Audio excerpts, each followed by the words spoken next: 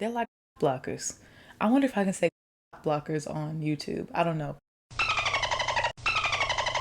I sit back and read like that in the hood. 21 Savage, that came with the Mac. 21 Savage, not boys in the hood, but I pull up on you, shoot your ass in the back. Stupid little hurdy nigga, some rats. Pocket full of cheese, bitch, I got rats. I'm a real street nigga, bitch. I am not one of these niggas banging on wax. Pussy niggas love sneak this until I pull up on them, slap them out in the fight. What your mama house, what your... Hey family, it's your girl Jordan, aka Stashley Banks, and I'm back with another video. We are in the chill zone. We got our popcorn because ASMR girl. For tonight, I'll be drinking a Topo Chico. If you're not new here, welcome back. But if you are new here, again, my name is Jordan. My blog name is Stashley Banks, so I do go by that as well. I like to refer to myself as the girl next door, that weird, cool kid down the block that you just like somehow become friends with. That's me. But if I could also say this, if I could be anybody on the block, it's going to be the candy lady.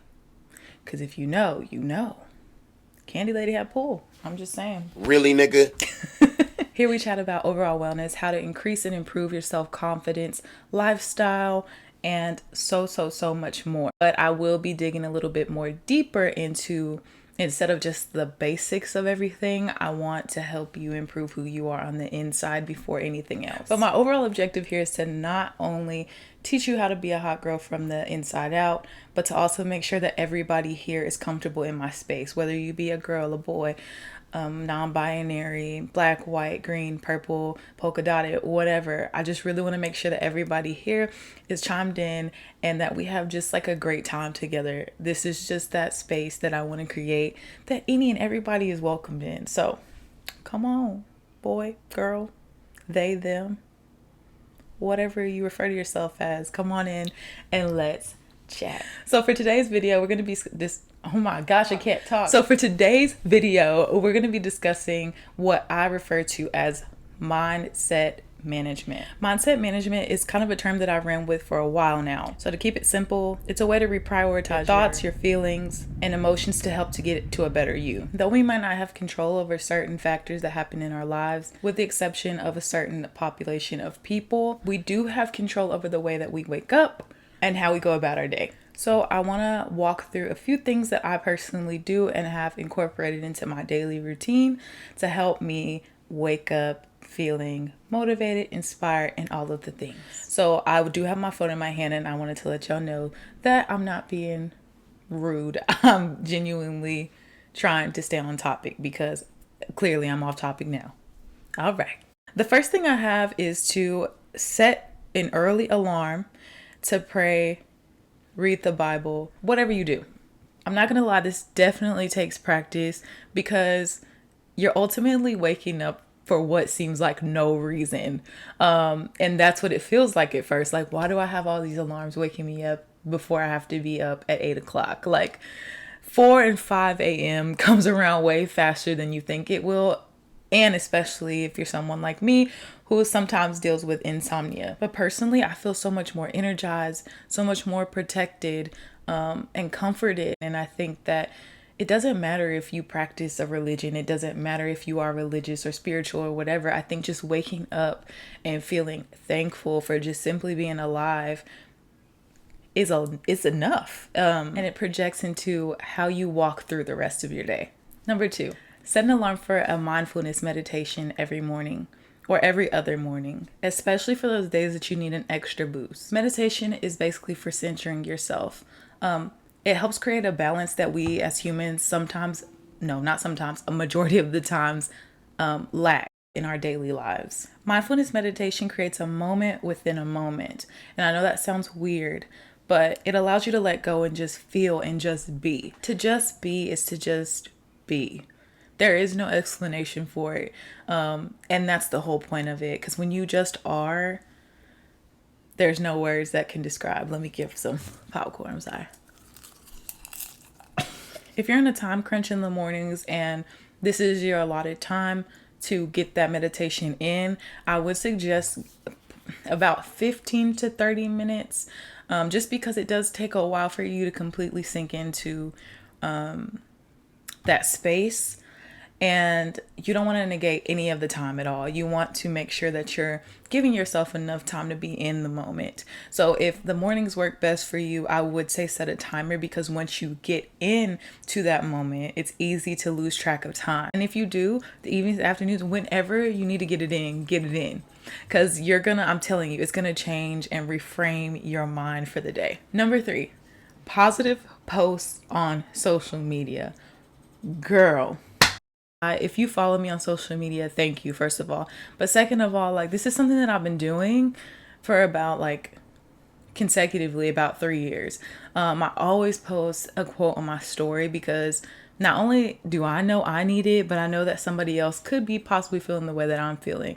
So a lot of the times when I post stuff, it's because I know I need to hear it. But more importantly, like, so that I don't feel alone in it. Because a lot of the times, like, you never know, just by simply being open and transparent with how you're feeling, especially in the world that we are in today, where there's a lot of negativity. Be that little speckle of light and sparkle that the world needs, that people need. The thing that I've realized the most recently is the collection of these screenshots that I have in my phone has unintentionally helped me, like, refocus my energy and my thoughts, by simply scrolling through. I'm looking for a recipe or something, a purse I screenshotted, or some shoes or something, and then I see these quotes and it just puts me in a different space. It's just good to fill your feed, fill your phone, fill whatever with positivity, because again, we're in a world today where honestly, like, it lacks a lot of positivity. A lot of the things that we see in the media now is kind of like washed up. If I'm being honest, girl, washed up. Yep. I think that your brain needs the positivity, and it will feed off of it and reflect on something else in your life. So, number 4, the gym. Health is important. Looking good is not a priority. Feeling good is. I'm going to repeat that. Looking good is not a priority. Feeling good is. I'm speaking for all of y'all out there who are just like me, who continue to try to kill yourself at the gym because you want Beyonce's body, Ashanti's body, Tiana Taylor's body, but that's their body. Like, focus on your own body, and yeah, you should have goals, but don't ever lose sight of inside out, not outside in. As an athlete, the gym has pretty much always been a familiar resource to me. So getting in the rhythm has been pretty easy, but I'll also say falling out of the rhythm is even easier, because, like, let's face it, repetition can be boring. Very boring. So incorporating things like walking, biking, stretching, dog walking, etc. for at least 30 minutes of your day helps to relieve stress, produce blood flow to your brain, and it keeps your body overall functioning at high levels, because that's what we need. We're trying to live to be 200. Right? No, we want to go to a happier place. But we want to live a very long time. So, number 5. Incorporate water, fruits, and veggies every day. It's hard some days, and that's okay, because some days you want just Chick-fil-A and coffee and you want to go to bed. Oh, yeah. But as I've gotten older and have actually gone through my own health scare back in 2018, I've taken the initiative to learn about what good food can actually do. Now, I'm not a nutritionist, so please don't come for me, sweetie. Girl, did you know that spinach alone is rich in so many minerals and vitamins that can not only increase your physical health, but this up here too. Just spinach alone. You know all that you can do with spinach, girl? Smoothies, salads, what's it called? Sauteing them. You can turn them into chips. Come on, puree them, make them a dip. Number 6, do not disturb is your best friend. I will never remove do not disturb from my phone, ever. My family can tell you that. My friends can tell you that. Mine goes at 8 o'clock every day. It's for my peace of mind, but also, like, because if I didn't do that, I know that I would be focusing my attention on things that really don't serve me in that moment, if that makes sense. Like, I already have a lot of other things that I'm prioritizing, so I just don't want to veer too far off by my phone ringing or a text message, because I know that if it's an emergency, people can get through. We protecting our peace around here, girl. Protecting it. Phones, laptops, iPads, tablets, etc. stand in the way of us actually ultimately reaching our goals. They're like blockers. I wonder if I can say blockers on YouTube. I don't know.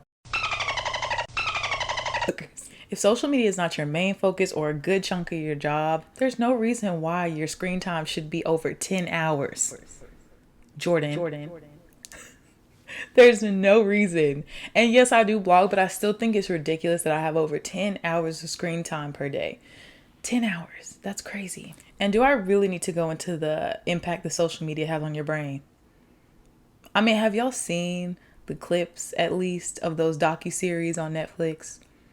Have you heard of the dark web? I mean, come on, y'all.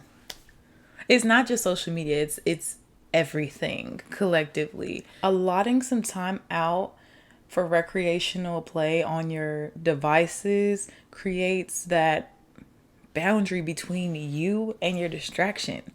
It's basically like, we need boundaries in our lives with people and with things.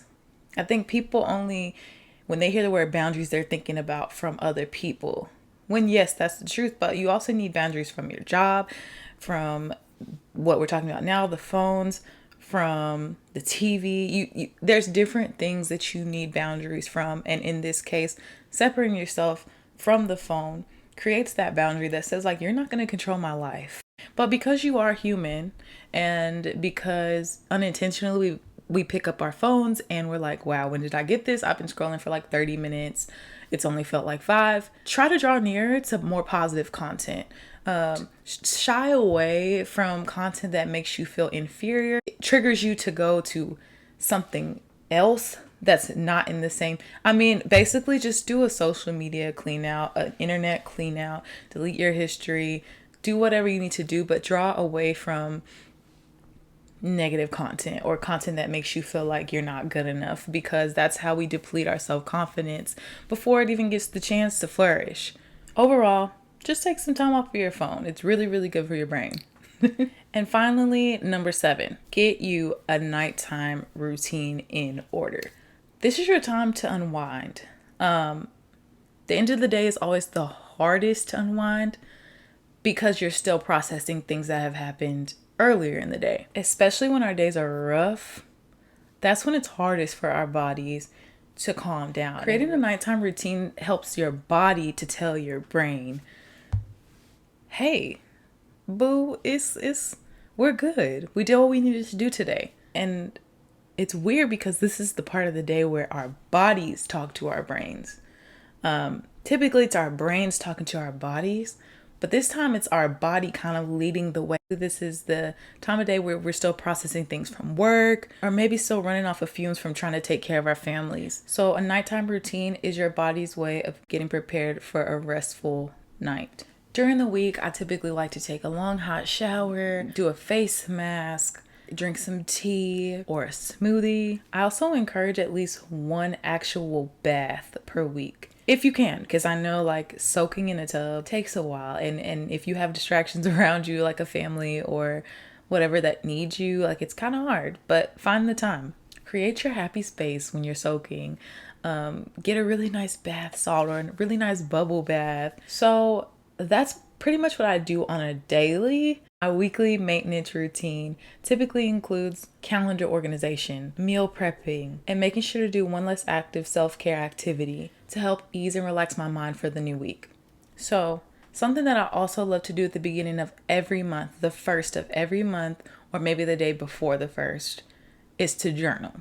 My monthly intentions and goals have been a very vital part of my progress and my growth, and have helped me to keep track of my progress, tweak things, and even envision more for myself. Journaling is one of those things that can be done in more than one way, but I think a lot of people think that you just have to sit around and like be in full on like editor mode. You do not have to write in full sentences, articulate it the best, nor does everything have to be uniform. Journaling is one of those things that unintentionally helps you keep your thoughts organized. Personally, I use my journal a lot to just jot down random ideas and thoughts as they come to me. I also just use my journal kind of like a diary to express gratitude, anger, sadness, happiness, whatever you can imagine. There are no actual rules in journaling, and that's the beautiful part about it. And I think that that applies to life. There are no actual rules to a lot of the things that we see on a daily. So do whatever you do and do it best. I want to thank you lovely people for tuning in today. I'd love to have you back. So if you enjoyed this video, click the subscribe button and the notification bell below to stay up to date every single time that I post. And leave me a comment. Let me know what kind of stuff you incorporate into your weekly, daily, monthly routine, because I'm asking for me. I might need to add some stuff in. But thank y'all so much again for watching, and I'll catch y'all in another one. Love you. Bye. Why do you get your cap so hard? Why you got a 12?